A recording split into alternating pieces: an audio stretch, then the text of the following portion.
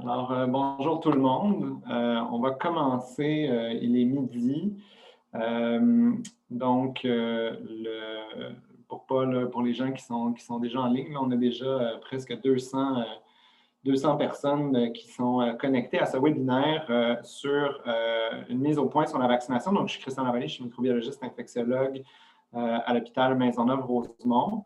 Et puis, aujourd'hui, on va essayer de répondre. On vous avait demandé de nous envoyer vos questions. Donc, on va essayer de répondre le plus possible au plus grand nombre de questions possibles. Et puis, voilà, sans plus tarder. En introduction, vous le savez, là, depuis décembre 2020, on a 2 vaccins contre la COVID là, qui sont approuvés au Canada, donc le vaccin de Pfizer et le vaccin de Moderna. Il faut savoir que pas juste avec ces vaccins-là, mais présentement, là, les données montrent qu'il y a à peu près 101 millions de doses de vaccins qui ont été administrées, puis même probablement un peu plus que ça à travers le monde. En novembre 2020, donc avant que les vaccins soient disponibles, le Comité d'immunisation du Québec avait émis ses recommandations pour décider, dans le contexte où on savait que les doses de vaccins arriveraient de façon, séquentielle, ou en tout cas qu'on n'aurait pas tant de vaccins que ça au début.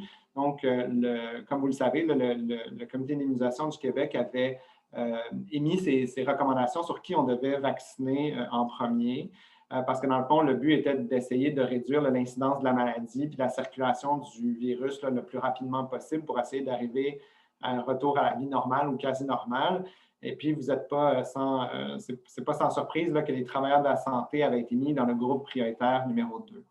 Donc, sachez qu'il y a un vaccin qui est disponible pour tout le monde d'entre vous. Donc, chaque travailleur de la santé, il y aura un vaccin disponible pour vous si vous voulez vous faire vacciner.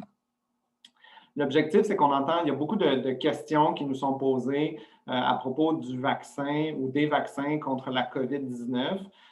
Donc, même si en date d'hier, on avait presque 8500 travailleurs de notre territoire qui avaient été vaccinés, il y a encore des gens qui se posent des questions. On entend beaucoup de choses différentes dans les médias. Donc, les gens se posent des questions sur l'efficacité, la sécurité, la rapidité à laquelle les vaccins ont été développés, toute la question de la deuxième dose dont on entend beaucoup parler dans les médias au cours des derniers jours. Donc, on a voulu faire ce webinaire-là pour essayer de répondre à ces questions-là. Donc, on a reçu beaucoup de questions. La majorité tournait autour de ces thèmes-là. Donc, on a essayé de répondre à la majorité de ces questions. Sachez, par contre, que si on n'a pas répondu directement à votre question à l'intérieur de ce webinaire-là, on va trouver une façon d'y répondre, que ce soit par le topo, par une réponse courriel directe à certaines personnes, ou même par un autre webinaire, là, si jamais la formule vous a plu et puis qu'il y a des questions qui restent sans suspens, parce qu'il faut comprendre aussi que chacun de ces sujets-là aurait pu faire l'objet d'une présentation complète. Donc, on a essayé de vous faire une espèce de réponse synthétisée à la majorité des questions. Donc, la première question à laquelle on va essayer de répondre, c'est est-ce que ces vaccins-là ont été élaborés trop rapidement? Donc, c'est une crainte ou c'est une question qu'on entend en disant, d'habitude, les vaccins, ça prend plus de temps que ça. Qu'est-ce qui s'est passé?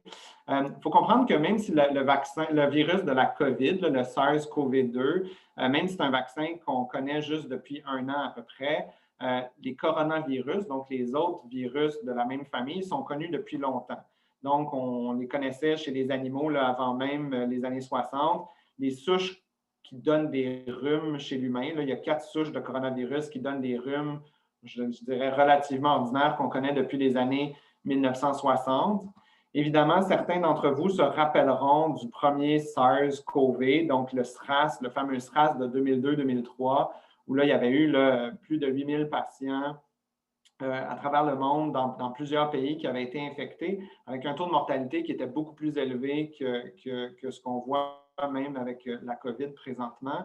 Et puis déjà là, à cette époque-là, il y avait déjà eu beaucoup d'intérêt sur le fait de développer des vaccins contre les coronavirus. Donc vraiment, il y a une grosse partie du travail qui avait déjà commencé à ce moment-là. Puis, il y en a aussi peut-être qui se souviennent, parce que ça existe encore, mais le MERS-CoV, donc qui était un autre coronavirus au Moyen-Orient, qui a aussi frappé un peu moins de gens, mais avec un taux de mortalité vraiment important. Donc, il y a vraiment dans la communauté scientifique un intérêt à développer des stratégies contre les coronavirus parce qu'on savait que c'était des vaccins qui pouvaient avoir des potentiels pandémiques puis avoir des impacts sur la santé humaine de façon importante. Puis évidemment, en 2019, on a vu apparaître le SARS-CoV-2, donc qui cause la COVID-19. Donc, des virus qui sont connus depuis longtemps, même si celui qui nous intéresse depuis un an est tout nouveau. Il y a aussi les conditions gagnantes qui ont été toutes mises ensemble. Il faut comprendre qu'il y a eu une collaboration sans précédent entre les chercheurs de partout sur la planète. Donc, vraiment, il y a eu tant les chercheurs dans les gouvernements, au niveau des gouvernements, des instituts, des universités, des compagnies pharmaceutiques. Tous ces gens-là ont vraiment partagé beaucoup d'informations au début pour essayer d'arriver le plus vite possible au développement d'un vaccin. Il faut aussi savoir qu'on a des outils technologiques en 2020 qu'on n'avait pas, par exemple, au moment de 2003 pour le premier SRAS. Entre autres, c'est assez impressionnant de voir qu'entre le moment où on a réalisé qu'il se passait quelque chose à Wuhan, en Chine, et le moment où on a eu la séquence complète du vaccin, donc tout son code génétique du virus, je m'excuse, ça a pris moins d'un mois. Ce qui aurait été impossible en 2003, là, de séquencer un virus à cette vitesse-là en 2003 aurait été hautement difficile, voire impossible. Donc, il y avait des enjeux où les gens ont collaboré ensemble, il y avait des outils technologiques. On va reparler des fameux vaccins ARN dans la question suivante, mais ce n'est pas nouveau. Là. Depuis 2003, les gens avaient commencé à plancher sur le développement de vaccins ARN messagers. Avant la COVID, là, il y avait déjà plus que 1000 publications sur cette technologie-là. Donc, c'est pas, même si c'est le premier qui est mis en marché à grande échelle, ce n'est pas une technologie qui est si nouvelle que ça. Il faut comprendre que ça a été une priorité de plusieurs gouvernements partout dans le monde, donc le développement de ces vaccins-là qui ont aidé tant par des subventions dans certains pays, mais aussi par la précommande de vaccins, ce qui a permis à des compagnies de prendre plus de risques parce que, dans le fond, ils savaient qu'il y avait un certain financement pour développer ces vaccins-là. Il y a aussi là, un intérêt public important, ce qui a permis de mener des essais cliniques un peu partout à travers le monde. Donc, vraiment des conditions qui étaient gagnantes pour réussir à faire le processus le plus rapidement possible parce qu'il y avait une urgence sanitaire à le faire. On ne va pas passer à travers toute cette diapositive-là, mais il faut voir, vous pourrez la regarder, là, mais c'est les étapes normales pour le développement d'un vaccin. Je vais me concentrer sur le début puis sur la fin. Donc, il faut comprendre que d'habitude, il y a des essais précliniques en laboratoire, on choisit quelle est la cible qu'on va vouloir dans le vaccin. Puis après ça, sans rentrer dans les détails, il y a des études de phase 1, de phase 2 et de phase 3 qui doivent être menées avant qu'on puisse homologuer puis rendre disponibles les vaccins. Eh bien, ces études-là de phase 1, phase 2, phase 3, elles ont toutes été faites. Elles ont toutes été faites de la même façon ou presque, à un détail près, puis je vais y revenir. Donc, elles ont toutes été faites de la même façon qu'elles auraient été faites normalement. Donc, il n'y a pas eu pour chacune des études de coins qui ont été coupés court. Donc, vraiment, les études ont été faites comme elles auraient été faites normalement, à la seule différence que d'habitude, les compagnies vont faire l'étude de phase 1, attendre les résultats de l'étude de phase 1, puis après ça, faire l'étude de phase 2, attendre les résultats, faire l'étude de phase 3. Parce que dans le fond, si on échoue l'étude de phase 1, ça ne vaut pas la peine de faire l'étude de phase 2. Et si on échoue l'étude de phase 2, ça ne vaut pas la peine de faire l'étude de phase 3. Dans le contexte de l'urgence ici, il y a des compagnies qui ont pris le risque de commencer les études de phase 2 alors que les études de phase 1 n'étaient pas complètement terminées, puis de commencer les études de phase 3. Donc, ils ont pu overlapper, là, je m'excuse pour l'anglicisme, mais ils ont pu faire les études en parallèle. Le danger que ces compagnies-là ont pris, c'est que si l'étude de phase 2 avait échoué, bien, ils auraient dépensé de l'argent pour rien dans l'étude de phase 3. Mais donc, ce que j'essaie de vous dire, c'est que oui, ils ont mené des études en parallèle, ce qu'on ne fait pas d'habitude, mais que chacune des études est exactement la même étude qu'on aurait faite normalement. La deuxième chose dans le processus d'élaboration des vaccins dont je voulais vous parler, c'est le fait que, pas juste pour la COVID, mais la majorité des grandes juridictions à travers le monde, incluant le Québec et le Canada, ont des mécanismes de surveillance pour vérifier les effets secondaires des vaccins après leur mise en marché. Donc, sachez qu'il y a des mécanismes de surveillance qui sont en place pour tous les vaccins, incluant ceux de la COVID, pour s'assurer qu'une fois leur mise en marché, qu'il n'y a pas des effets secondaires rares qu'on n'aurait pas pu voir au niveau des études cliniques. Souvent, ce qui se passe présentement, c'est que les gens disent, bien, les choses se sont faites vite, les vaccins sont apparus rapidement, mais ce qu'il ne faut pas oublier, puis la prochaine diapositive le montre, c'est que là, présentement, on voit les vaccins qui ont réussi à gagner la course, donc qui ont réussi à aller assez rapidement, mais il faut comprendre qu'il y en a plein d'autres. Donc, je vous montre là, en date d'hier, il y a présentement de 36 vaccins qui sont en phase 1, en étude de phase 1 dans le monde, 25 en phase 2, 20 en phase 3. On a les 3 vaccins qui ont été approuvés là, de façon à plus grande échelle. Puis, faut aussi comprendre qu'il y en a des vaccins que les gens ont essayé de développer puis qui n'ont pas fonctionné, puis qui ont été abandonnés en cours de route. Donc, vraiment, ici, c'est une façon de montrer que ce n'est pas parce qu'il y a une urgence que tous les vaccins qui ont essayé d'être développés vont finir par arriver au but. Donc, encore une fois, là, le processus est respecté. C'est juste qu'il y a des conditions gagnantes qui font en sorte qu'on a pu aller plus rapidement dans le contexte actuel.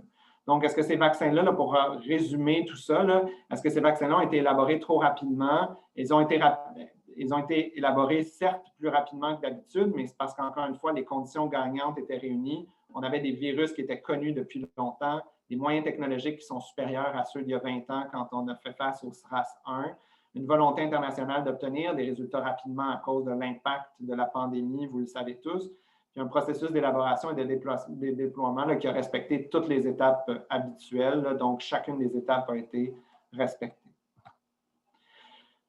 L'autre question qui nous est souvent posée, c'est qu'est-ce qui est injecté? C'est quoi le fameux ARN messager? Donc, ce que vous avez probablement entendu parler dans les médias, c'est que dans le fond, les 2 vaccins qui sont disponibles au Canada, là, celui de Pfizer et celui de Moderna, sont 2 vaccins à base d'ARN messager. Puis là, ce qu'on va vous dire souvent, là, ce qu'on dit, c'est que dans le fond, l'ARN messager, c'est le plan qui permet à nos cellules de produire une protéine.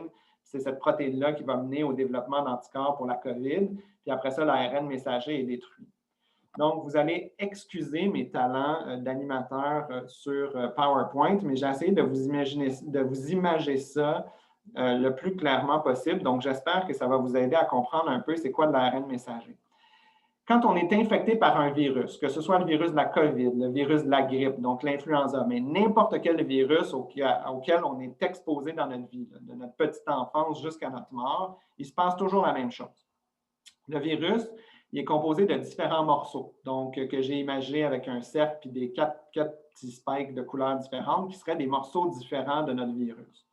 Le virus, une fois qu'il rentre dans la cellule, va produire des ARN messagers, les fameux ARN messagers dont on parle dans le contexte des vaccins. Fait un petit mauve pour produire le petit mauve ici, un petit bleu pour produire, dans le fond, la petite protéine bleue, etc. Donc, c'est vraiment le code génétique qui permet de produire des protéines. Puis, dans le fond, nos cellules vont prendre ces ARN messagers-là qui viennent des virus, vont créer les protéines, donc les morceaux qui servent à réassembler les virus.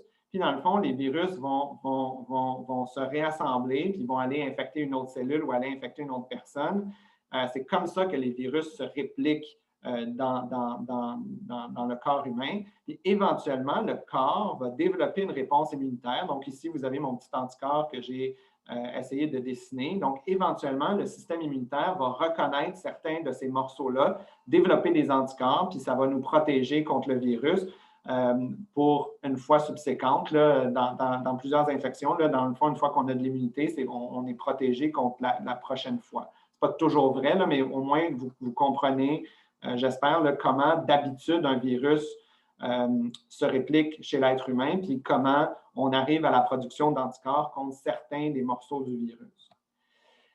Pour ce qui est des virus, des vaccins inactivés que j'ai appelés conventionnels, là, celui de l'influenza, par exemple, que vous avez peut-être reçu cette année, ce qu'on fait en général, c'est qu'on injecte la protéine. On injecte le petit morceau qui va permettre au corps de développer les anticorps. Donc, on n'injecte pas le virus au complet, on injecte juste un petit morceau du virus. Puis, dans le fond, en injectant la protéine, le système immunitaire va reconnaître la protéine, développer des anticorps, ce qui fait en sorte que si un jour on est en contact avec le virus, bien, dans le fond, on a déjà des anticorps pour nous protéger. Dans le cas de l'ARN messager, ce qu'on a décidé de faire, c'est d'injecter l'ARN messager, pas tous les ARN messagers pour faire des virus, là, juste une séquence d'ARN messager qui permet à nos cellules de produire la protéine qui va, dans le fond, être reconnue par le système immunitaire puis permettre la production d'anticorps. Donc, cette séquence-là, ARN messager, production de protéines par nos cellules, production d'anticorps, c'est un peu, si vous voulez, une façon de répliquer ce qui se passerait si on était infecté par le virus. L'autre chose, il faut comprendre que de l'ARN messager, ce n'est pas très stable. Donc, une fois que nos cellules ont pris l'ARN messager pour faire des protéines, bien, cet ARN-là messager va être détruit. Il ne peut pas se répliquer tout seul, il ne peut pas s'intégrer au génome. Donc, vraiment, c'est de cette façon-là que fonctionnent les vaccins ARN. Donc, maintenant, est-ce que ces vaccins-là sont efficaces? Puis, c'est quoi les effets secondaires? Donc, les vaccins de Pfizer puis de Moderna sont très efficaces. Donc, dans les études de Pfizer, 14 jours à la première dose, là, après la première dose, au moment où on arrivait là, à leur donner la deuxième dose, on avait une efficacité déjà de 92 là, donc de plus que 90 puis, dans le fond, après la deuxième dose, une efficacité de 95 donc un vaccin qui est très efficace. Puis, un peu, là, grosso modo, à peu près la même chose dans le vaccin de Moderna, là, avec une efficacité après la première dose de 92 puis de plus de 94 puis 100 pour la maladie grave. Donc, vraiment des vaccins qui sont très efficaces. Il faut comprendre que pour les deux vaccins, là, on n'a pas d'études encore sur l'efficacité à long terme de ces vaccins-là, mais quand même, ce sont des vaccins qui, dans les études, se sont montrés très efficaces. Il faut comprendre, par exemple, qu'ils ne sont pas efficaces à 100 comme tous les vaccins. Donc, il est possible d'attraper la COVID-19 même si on a été vacciné, mais il y a, dans le fond, 90 moins de risque de souffrir d'une forme grave de la maladie. Là, ça serait une façon d'imager les données que je viens de vous présenter. Mais ça implique que si jamais vous avez des symptômes, il faut quand même passer le test puis vous isoler. Il ne faut certainement pas dire « Ah, mais j'ai été vacciné, donc ça ne peut pas être la COVID ». Donc, ça, c'est un message important à passer.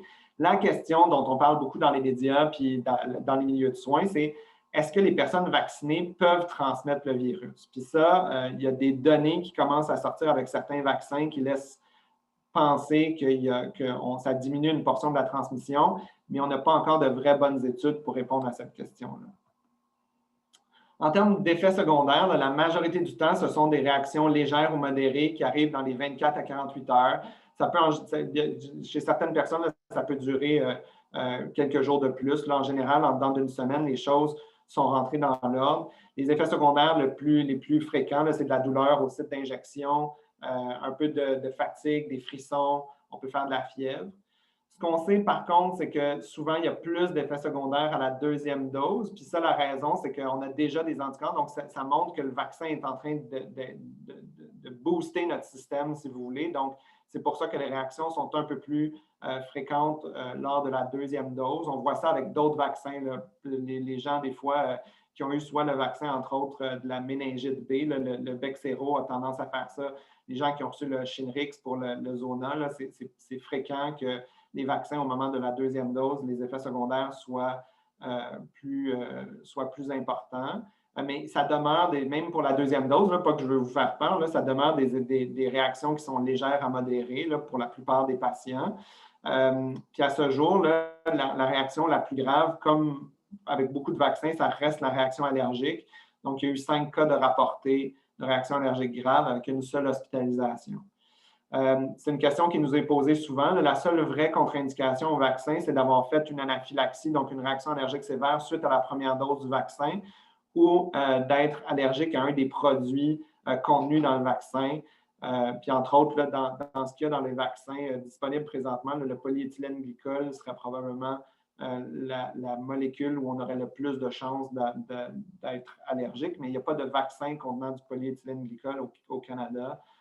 Donc, c'est peu de chances que les gens soient allergiques à ça, mais si vous savez que vous êtes allergique à ça, bien, ça serait une contre-indication à avoir au moins un des deux vaccins. On a aussi beaucoup de questions sur les populations particulières. Pour les femmes enceintes, bien, dans le fond, il faut discuter du risque-bénéfice avec son médecin ou le professionnel de la santé qui suit la grossesse. Le Comité d'immunisation du Québec nous rappelle de considérer quand même vacciner les patientes qui ont un risque élevé de complications. Donc, on pourrait imaginer que si on avait une femme enceinte qui a un indice de masse corporelle, donc une obésité importante, par exemple, une maladie pulmonaire connue, donc ça pourrait valoir la peine de la vacciner. Puis, il faut aussi considérer le risque d'exposition au virus. Si on travaille dans un environnement où on est très à risque d'être exposé au virus, à ce moment-là, c'est toutes des choses qu'il faut prendre en compte pour peser le pour puis le contre pour décider si on vaccine les femmes enceintes. Pour les femmes qui allaitent, le Comité d'immunisation du Québec recommande qu'elles soient vaccinées si elles font partie des groupes prioritaires. Donc, il n'y a pas, même si elles ne faisaient pas partie des études, il n'y a pas d'ARN messager qui passe dans le lait. Donc, on sait que les vaccins inactivés, en général, sont sécuritaires pour les femmes qui allaitent. Donc, la recommandation, c'est que les bénéfices sont probablement supérieurs aux risques.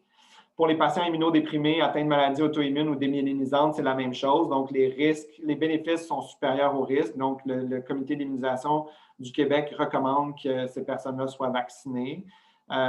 Donc, en cas de doute, là, si vous faites partie de ces gens-là, ça peut valoir la peine d'en parler avec son médecin ou son professionnel de la santé qui suit la grossesse, par exemple, pour évaluer au cas par cas. Mais les recommandations, c'est quand même de vacciner ces gens-là. Sauf les femmes enceintes, encore une fois, là, où là, il y a vraiment, il faut se baser beaucoup plus sur est-ce qu'elle est à risque de complications puis de son exposition au virus. Une autre question, c'est est-ce que le fait d'être vacciné va nous permettre de revenir à la normale ou à la quasi-normale, ce que j'ai appelé comme c'est quoi l'objectif d'une campagne de vaccination. Donc, cette campagne de vaccination-là, qui est probablement la campagne de vaccination la plus importante de notre vie, c'est quoi l'objectif? Pour répondre à c'est quoi l'objectif, il y a une question, je vous ai dit tout à l'heure, dont on ne connaissait pas la réponse encore, qui est est-ce que le vaccin prévient la transmission? Je vais vous présenter deux objectifs de la campagne de vaccination. Une dans laquelle on fait l'hypothèse que le vaccin prévient la transmission, puis une dans laquelle on fait l'hypothèse que le vaccin ne prévient pas la transmission. Donc, si le vaccin prévient la transmission, encore une fois, il y a peu d'études qui mesurent vraiment cet impact-là pour l'instant, mais admettons qu'on accepte que le vaccin prévient la transmission. Bien, dans le fond, comme avec plusieurs autres vaccins, un des intérêts de vacciner puis de vacciner beaucoup de gens, c'est que si on finit par atteindre assez de gens qui sont vaccinés, il va y avoir arrêt de la transmission du virus, donc protection de l'ensemble de la population, ce qu'on appelle le herd immunity en anglais ou l'immunité de groupe. Mais pour qu'il y ait de l'immunité de groupe, il faut que le fait d'être vacciné prévienne la transmission. Ça pourrait être un des objectifs de la campagne de vaccination. Mais imaginons le pire, puis que dans le fond, imaginons avec l'hypothèse numéro 2 que le vaccin ne prévient pas la transmission. Bien, au moins, avec un vaccin qui est très efficace, comme ceux qui sont disponibles présentement, puis qui protège la personne contre les symptômes de la COVID, les formes graves de la maladie, l'hospitalisation puis la mort, bien, plus on va avoir de gens qui vont être vaccinés, bien, moins il va y avoir de gens qui vont faire les maladies graves, qui vont être symptomatiques, qui vont être hospitalisés ou qui vont mourir. Donc, vous comprenez que ça va dégager le système de santé qui va être en mesure de mieux, bien pas de mieux, mais de soigner les patients atteints de la COVID là, sans se poser la question est-ce qu'on va avoir assez de lits de soins intensifs, est-ce qu'on va avoir assez de lits d'hôpitaux. Donc, déjà là, s'il y a moins de ces patients-là, on va pouvoir mieux gérer ces ressources-là, puis on va surtout aussi pouvoir recommencer à soigner les patients qui ont d'autres maladies que la COVID. Je ne vous apprends rien quand je vous parle de délestage, qui a aussi des impacts sur plusieurs personnes autour de nous. Donc, ça pourrait être ça. Bien, c'est ça, dans le fond, actuellement, l'objectif de la campagne de vaccination. Donc, essayer de diminuer le plus possible les formes graves de la maladie pour prévenir les hospitalisations puis les décès. Donc, dans les deux cas, que ce soit l'hypothèse 1 ou l'hypothèse 2, si on a suffisamment de personnes qui sont vaccinées pour répondre à la question, un retour à la normale est envisageable, très certainement.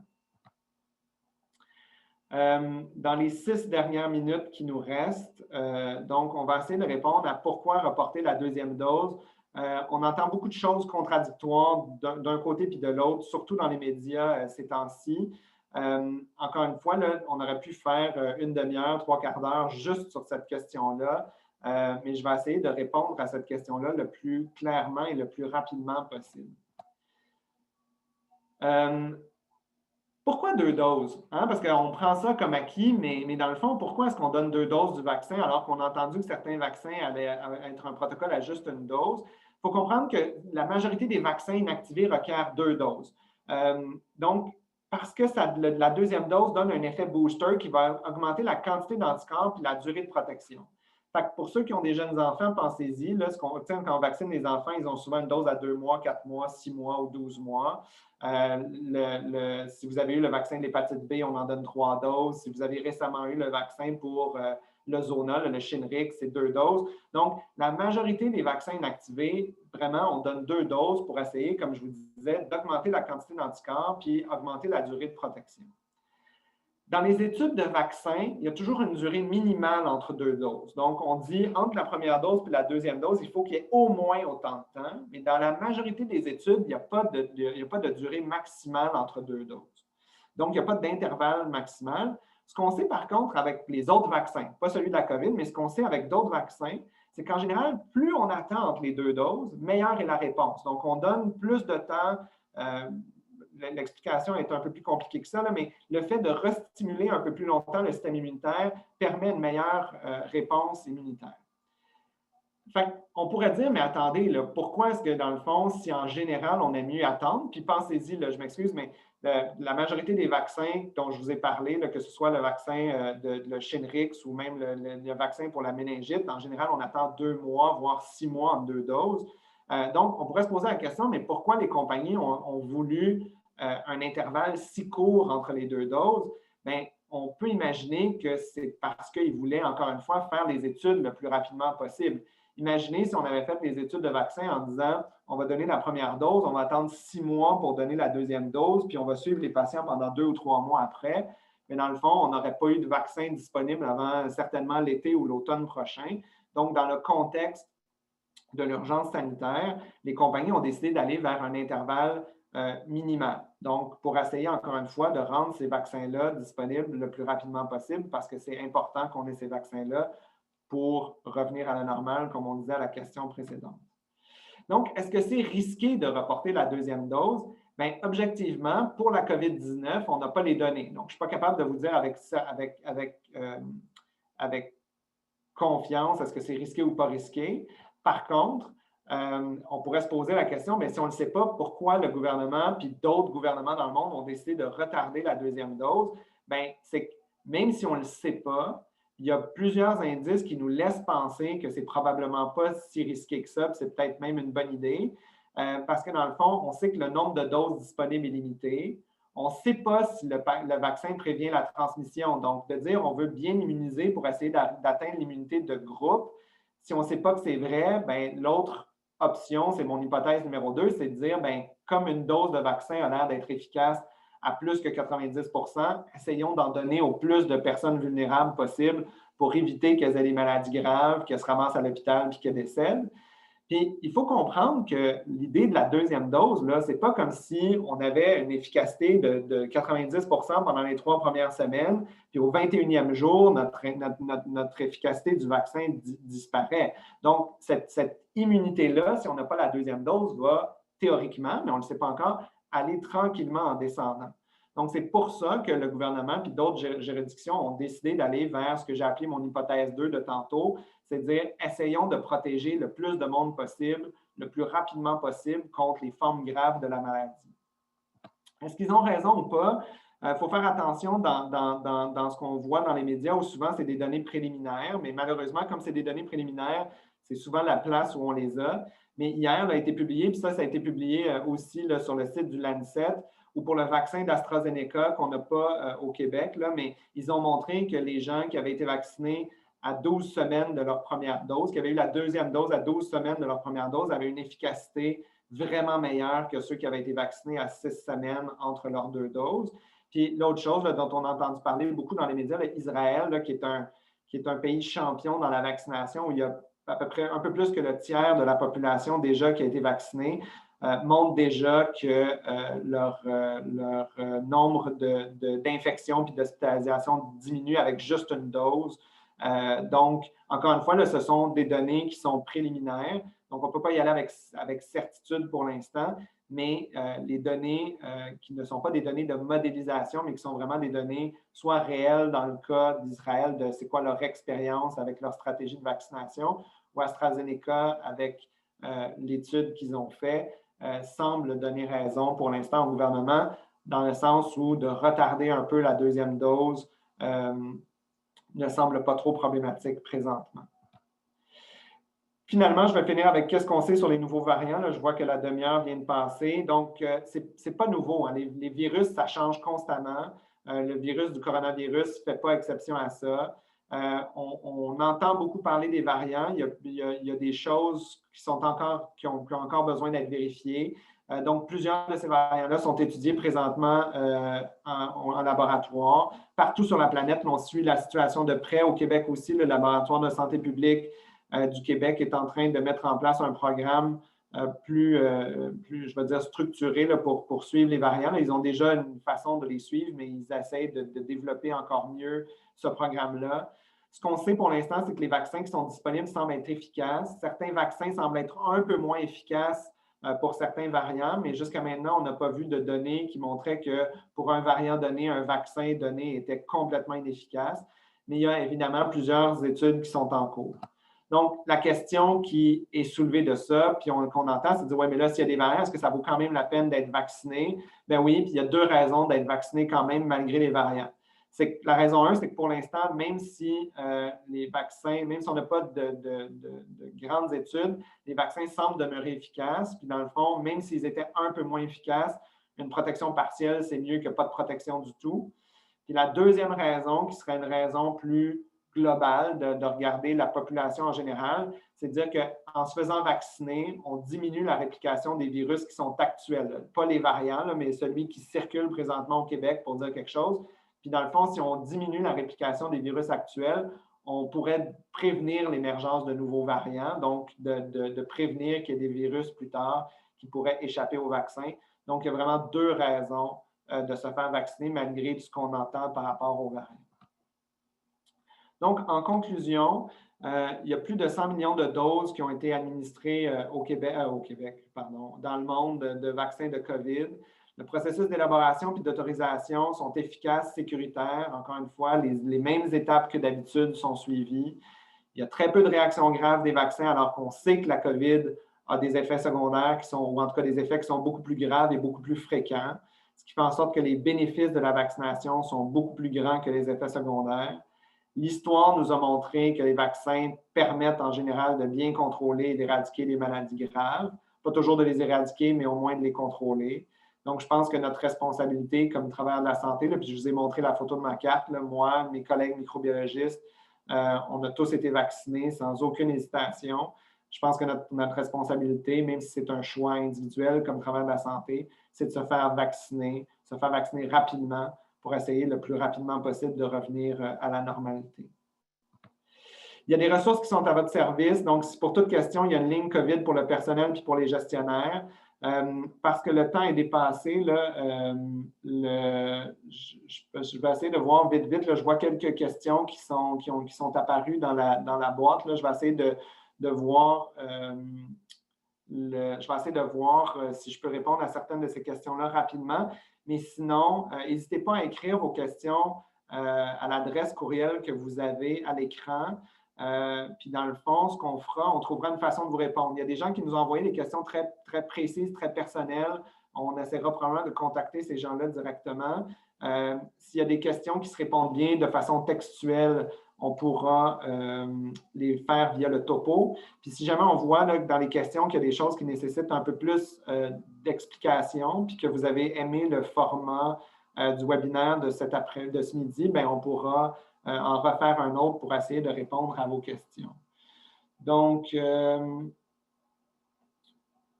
y avait une question sur la deuxième dose. Je pense que je lui ai répondu. Encore une fois, là, il y avait une question de dire est-ce qu'on devrait se faire vacciner de notre première dose, même si on n'est pas certain de savoir quand est-ce qu'on va avoir la deuxième dose. Ma réponse très personnelle, c'est oui. Là. Comme je dis, moi, j'ai eu ma dose numéro 1, puis je ne suis pas très inquiet de savoir quand est-ce que je vais avoir ma dose numéro 2. Il y a quelqu'un qui pose la question, si on est allergique à la pénicilline, le fait d'être allergique à la pénicilline n'est pas une contre-indication à recevoir le vaccin, là, donc ça, ce n'est pas un problème. Puis dans le fond, pour les autres, il y a des enjeux de sérologie. Je pense que pour les autres, on va